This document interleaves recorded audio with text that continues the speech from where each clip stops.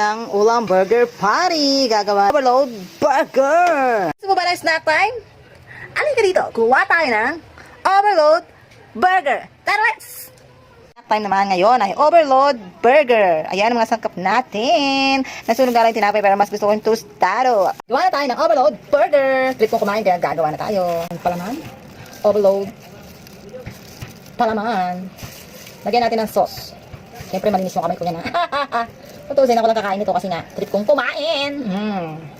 Yan. Ang dami pa naman. Check, check. Isa pa. For sale din naman siya kung sino gustong order. Welcome na welcome.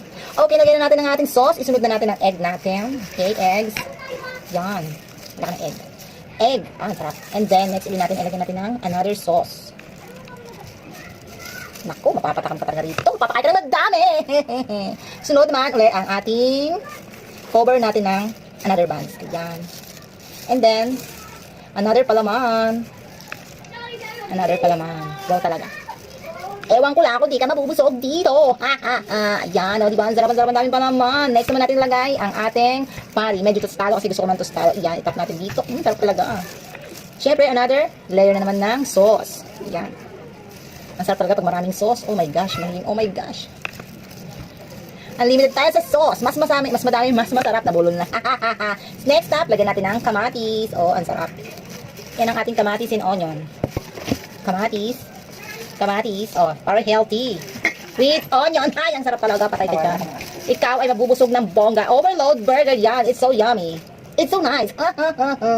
Ayan, and then, ang dami natin layer. My gosh. Lagyan natin ng repolyo. Oh my God, overload na talaga ito sa busog. Overload sa palaman. And then, next, ay ang pipino. Healthy yan, ha. Oh my God. Tignan ko lang kung di ka mabusog dito sa palaman na to. Ang dami-dami nito. Ang sarap. Ayan ang ating tinatawag na overload burger. Masarap na. Masustansya pa. Itapin natin ating paboritong sunog na tinapay. It's my paborito. Tostado. Okay? Itapin natin. Ako. Mapapao ka talaga. O, egg talaga. O, ang laki. Lagyan ulit ang palaman nito. Ang dami talaga niyan, no? Diba? Meron na tayong ginagawang 2 overload minute burger. And they're pwede. Sino man ang gustong order, just chat me or message me or pumunta tayo dito. Basta walang pasok.